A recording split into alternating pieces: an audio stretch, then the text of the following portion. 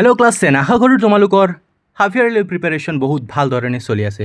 চ' আজি ভাবিলোঁ কিয়নো তোমালোকৰ কাৰণে অলপ সহজ কৰি দিওঁ, অসমীয়াৰ কুৱেশ্যন পেপাৰ এটা লিক কৰি দিওঁ।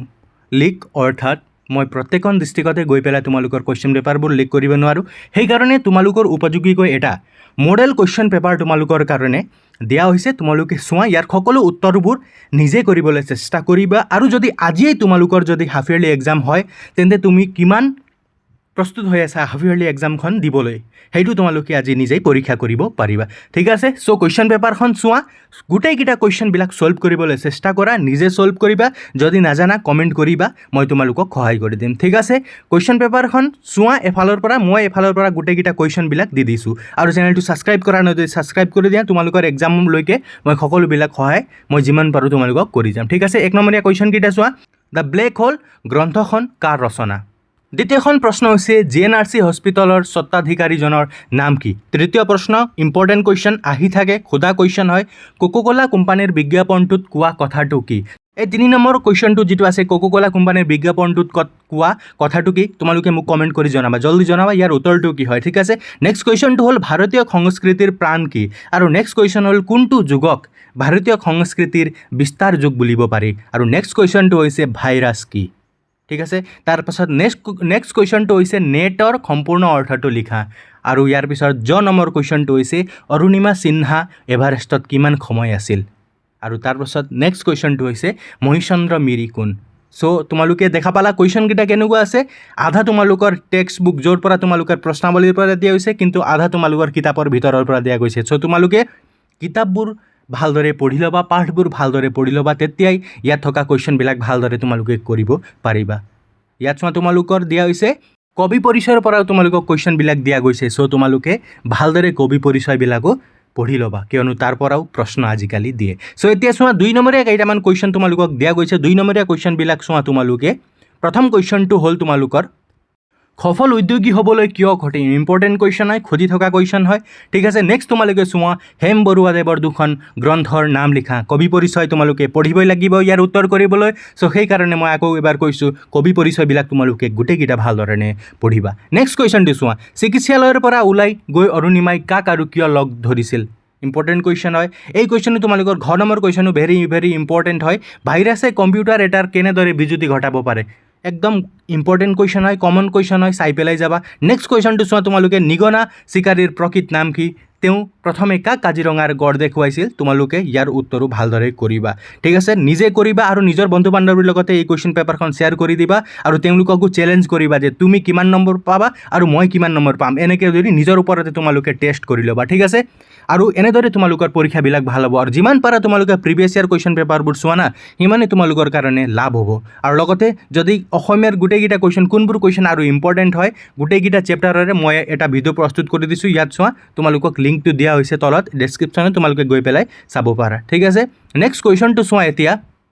এতিয়া চোৱা কেইটামান ইম্পৰ্টেণ্ট দীঘলীয়া প্ৰশ্ন, যিবিলাক তোমালোকক 3 বা 4 নম্বৰৰ কাৰণে আহে। ইয়াত 3 নম্বৰৰ কাৰণে দিয়া হৈছে, ইনফ'চিছ কোম্পানীৰ প্ৰতিষ্ঠাপক কোন? তেওঁ ভাৰতবৰ্ষৰ তথা বিশ্বৰ এজন সফল উদ্যোগী হোৱাৰ কাহিনীটো চমুকৈ লিখা। ইম্পৰ্টেণ্ট কুৱেশ্যন হয়, চাই পেলাই যাবা। নেক্সট কুৱেশ্যন তোমালোকে চাব লাগিব, ইণ্টাৰনেটৰ তিতা মিঠা গল্পটোৰ নামকৰণৰ সাৰ্থকতা বিচাৰ কৰা। ঠিক আছে, এনেকুৱা প্ৰশ্ন আজিকালি খুব দিবলৈ আৰম্ভ কৰিছে। নেক্সট কুৱেশ্যনটো চোৱা তোমালোকে, অজন্তাৰ গুহাৰ শিল্পকলাৰ এটি বিৱৰণ দিয়া। ঠিক আছে, আৰু 4 নম্বৰ কুৱেশ্যনটো চোৱা, 4 মাৰ্কৰ কাৰণে দিয়া গৈছে, এভাৰেষ্ট বিজয়ৰ সপোন দিঠকত পৰিণত কৰিবলৈ অৰুণিমাই কেনেদৰে অনুশীলন কৰিছিল বুজাই লিখা। কমন কুৱেশ্যন হয়, বাৰে বাৰে আহি থকা কুৱেশ্যন হয়। 5 নম্বৰীয়া কুৱেশ্যন ভেৰি ইম্পৰ্টেণ্ট, মেট্ৰিকতো অহা কুৱেশ্যন হয়, তোমালোকৰ হাফ ইয়াৰলিত অহা খুব চান্স আছে, ভালদৰে চাই পেলাই যাবা। কামত ল'ৰা ছোৱালী বুলি ভাগ নাই, যেনেকৈ কাম ভাগ কৰি দিছোঁ তেনেকৈ কৰা। এই কথাষাৰৰ বক্তা কোন? তেওঁ কিয় এই কথাষাৰ ক'বলগীয়া হৈছিল? আঁতিগুৰি মাৰি লিখা। 4 মাৰ্কৰ কাৰণে দিয়া গৈছে, ভালদৰে লিখিবা তোমালোকে। নেক্সট 6 নম্বৰ চোৱা, এতিয়া 3টা কুৱেশ্যন দিয়া গৈছে, তোমালোকক যিকোনো 2টা কৰিব লাগে। 1 নম্বৰটো চোৱা, মহাপাশ মানে কি? তোমালোকে শব্দাৰ্থবিলাক ভালদৰে চাই ল'বা। আৰু নেক্সট কুৱেশ্যনটো হৈছে, কোনবোৰ গীতৰ সৈতে জিকিৰ গীতৰ খুৰৰ সাদৃশ্য আছে? হোমৱৰ্ক তোমালোকক দিয়া হৈছে, কমেণ্ট কৰি জনোৱা ইয়াৰ উত্তৰটো, আৰু তোমালোকে কোন ডিষ্ট্ৰিক্টৰ পৰা চাইছা অলপ কৈ দিবা, তেতিয়া মই তোমালোকক কুৱেশ্যনবিলাক দিবলৈ অলপ সহজ হয়। মন্দিৰৰ উপেক্ষিত কি ফুলে প্ৰেম পৰিমল যচা বুলি কবিয়ে কৈছে? ভালদৰে কবিতাটো পঢ়িলে তোমালোকে ইয়াৰ উত্তৰো কৰিব পাৰিবা। নেক্সট কুৱেশ্যন চোৱা, প্ৰশস্তি শব্দৰ অৰ্থ কি?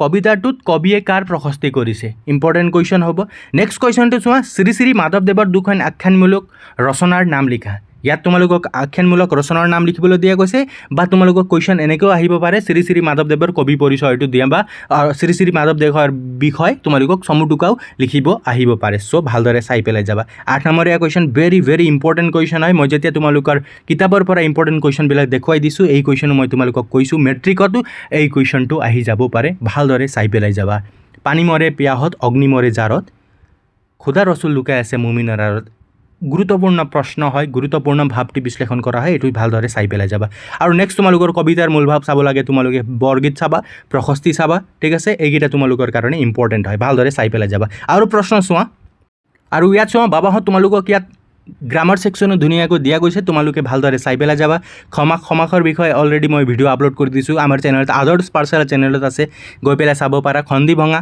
এইবিলাক তোমালোকে চাই ল'বা বাক্য পৰিৱৰ্তন কৰা এইবিলাকৰো মই ভিডিঅ' তোমালোকক বনাই পেলাই প্ৰস্তুত কৰি পেলাই মই আপলোড কৰি দিম ঠিক আছে গ্ৰামাৰ ছেকশ্যন সম্পূৰ্ণৰূপে তোমালোকে কৰিবা আৰু নেক্সট কুৱেশ্যনবিলাক চোৱা এতিয়া ইয়াত চোৱা য'ত ঠাঁচবিলাক দিয়া গৈছে গাই বাইছা দাঁতে উঠে নলগা ডলাৰ বগৰী নদিক এইবিলাক কমন হয় বাৰে এইবিলাকে তোমালোকক সুধি থকা দেখা গৈছে মেট্ৰিকতো তোমালোকৰ গাই বাইছা ডলাৰ বগৰী এইবিলাক তোমালোকৰ মেট্ৰিকতো আহিছে চ' ঠিক আছে বিপৰীত শব্দবিলাক তোমালোকক দিয়া গৈছে আড়ম্বৰ স্থাৱৰ ধ্বংস নবীন এইবিলাক তোমালোকে ভালদৰে চাই পেলাই যাবা আৰু লগতে সমাৰ্থক শব্দবিলাকো আছে এইবিলাক তোমালোকে চাবা ঠিক আছে এতিয়া নেক্সট কুৱেশ্যনবিলাক চোৱা ভাৱ সম্প্ৰসাৰণবিলাক তোমালোকে ভালদৰে চাই পেলাই যাবা ৰাইজে নখ জোকাৰিলে নৈ বয় কথাতে কটা যায় কথাতে বটা পায় ইম্পৰ্টেণ্ট হয় এইবিলাক তোমালোকে ভালদৰে চাবা শুই থকা খিয়ালি হাঁহ ধৰিব নোৱাৰে এইবিলাকে তোমালোকক কমন হিচাপত বাৰে ৰিপিট কৰি পেলাই দিয়ে আৰু এইটো গ নম্বৰটো চোৱা তোমাৰ অঞ্চলৰ বানপানীৰ বাবে বিদ্যালয়সমূহৰ শ্ৰেণীকোঠাৰ ডেস্ক বেঞ্চ আদি নষ্ট হোৱাত সেইবোৰ মেৰামতিৰ কাৰণে চৰকাৰৰ দৃষ্টি আকৰ্ষণ কৰি বাতৰি কাকত সম্পাদকলে এখন প্ৰতিবেদন লিখা ভালদৰে আবেদন প্ৰতিবেদনবোৰ তোমালোকে চাই ল'বা আৰু ইয়াত চোৱা তোমালোকৰ ৰচনা আছে তোমাৰ প্ৰিয় গ্ৰন্থ দৈনন্দিন জীৱনত বিজ্ঞানৰ অৱদান অসমৰ প্ৰাকৃতিক সম্পদ আৰু ইয়াতে তোমালোকে এটা এড কৰি ল'বা তোমাৰ প্ৰিয় সাহিত্যিক আৰু অসমৰ বানপানী এই দুটাও ইম্পৰ্টেণ্ট হয় এইবাৰৰ কাৰণে হাফ ইয়াৰলিৰ কাৰণে ভালদৰে তোমালোকে চাই পেলাই যাবা ঠিক আছে অসমৰ বানপানী আৰু তোমাৰ প্ৰিয় সাহিত্যিক লগতে প্ৰিয় গ্ৰন্থ লগতে দৈনন্দিন জীৱনত বিজ্ঞানৰ অৱদান অসমৰ প্ৰাকৃতিক সম্পদ এই 6টামান তোমালোকে চাবা ঠিক আছে আৰু নেক্সট তোমালোকে জানাই ছাপ্লিমেণ্টাৰী ৰিডাৰ তোমালোকৰ দ্ৰুত পাঠ আছে বৈচিত্ৰ্যময় অসম নামৰ দ্ৰুত পাঠত সন্নিৱিষ্ট অসমৰ যিকোনো দুটা জনগোষ্ঠীৰ সাজপাৰ তোমালোকে ভালদৰে চাই পেলাই যাবা আৰু লগতে তোমালোকৰ উল্লেখযোগ্য ব্যক্তিসমূহৰ বিষয়ে তোমালোকে ভালদৰে চাই পেলাই যাবা প্ৰত্যেকবাৰ সেম পেটাৰ্ণত তোমালোকক কুৱেশ্যনবিলাক দিয়া হয় এইটো তোমালোকে এতিয়ালৈকেতো বুজি পাইছা চাগে চ' নেক্সট কুৱেশ্যন খ বিভাগ তোমালোকে চোৱা এতিয়া গ্ৰুপ বিৰ পৰা তোমালোকৰ কেইটামান ইম্পৰ্টেণ্ট কুৱেশ্যনবিলাক আছে 1 নম্বৰীয়া কুৱেশ্যনবিলাক চাম প্ৰথমতে আমি চোৱা প্ৰথম কুৱেশ্যনটো হৈছে তোমালোকৰ নালন্দা বিশ্ববিদ্যালয়ৰ বিখ্যাত পুথিভঁৰালটোৰ নাম কি ঠিক আছে ভালদৰে চাই ল'বা পাণিনিয়ে লিখা ব্যাকৰণৰ নাম লিখা প্ৰথম অসমীয়া সনেট কবিতাটোৰ নাম কি হেমকুশ কাৰ ৰচনা চ' গোটেইকেইটা কবি পৰিচয়ৰ পৰা দিয়া প্ৰায় প্ৰশ্নবিলাক হয় ভালদৰে চাই পেলাই যাবা 16 নম্বৰ প্ৰশ্নটো ইম্পৰ্টেণ্ট হয় আজিকালিৰ শিক্ষাৰ লগত প্ৰাচীন কালৰ ভাৰতৰ শিক্ষাৰ মূল পাৰ্থক্যৰ কথা লিখা ইম্পৰ্টেণ্ট হ'ব চমুটোকা তোমালোকে জানাই আহিবই নালন্দা বিশ্ববিদ্যালয় তক্ষশিলা আৰু লগতে আৰ্য শিক্ষাৰ কলাবিদ্যা এইবিলাক তোমালোকে ভালদৰে চাই পেলাই যাবা 18 নম্বৰ প্ৰশ্নটো চোৱা অম্বিকাগিৰি ৰায়চৌধুৰীয়ে কাৰাবাস খাটি থকা সময়ত লিখা এটি গীতৰ নাম লিখা আৰু লগতে খ নম্বৰ কুৱেশ্যনটো হৈছে খাতাম পুৰুষীয়া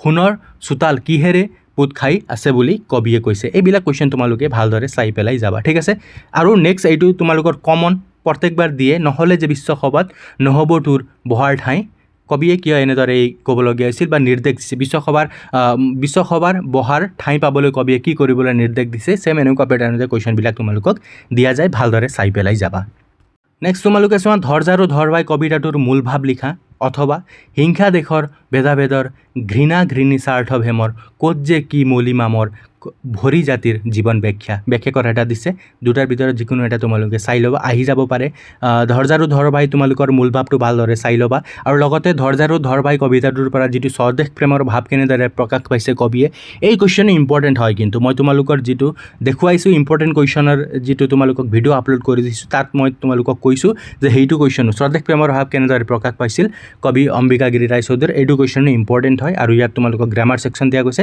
এইবিলাক তোমালোকে ভালদৰে চাই পেলাই যাবা ঠিক আছে ভিডিঅ'টো মই ইয়াতে সামৰণি মাৰিছোঁ তোমালোকৰ কাৰণে এটা মডেল কুৱেশ্যন পেপাৰ এনেকুৱা ধৰণৰ পেপাৰসমূহ তোমালোকে এক্সামত দেখা পাবা এইবিলাক কুৱেশ্যনৰ ভিতৰত 100% মই আহিছে বুলি কোৱা নাই এনেকুৱা ধৰণৰ প্ৰশ্নবিলাক তোমালোকে বেছিকৈ দেখা পাবা সো ভালদৰে প্ৰেক্টিছ কৰি লোৱা প্ৰেক্টিছ পেপাৰ হয় প্ৰেক্টিছ কৰি পেলাই নিজৰ প্ৰিপাৰেশ্যনটো দুগুণ বঢ়াই ল'বা ঠিক আছে বেষ্ট অফ লাক যদি নাজানা এইটো সলভ কৰি পেলাই মই আপলোড কৰি দিম তোমালোকে যদি একেবাৰে নোৱাৰা তেন্তে মোক কমেণ্ট কৰি জনাবা ঠিক আছে ধন্যবাদ ভালদৰে পঢ়া শুনা কৰিবা আৰু ছাবস্ক্ৰাইব কৰি যাবা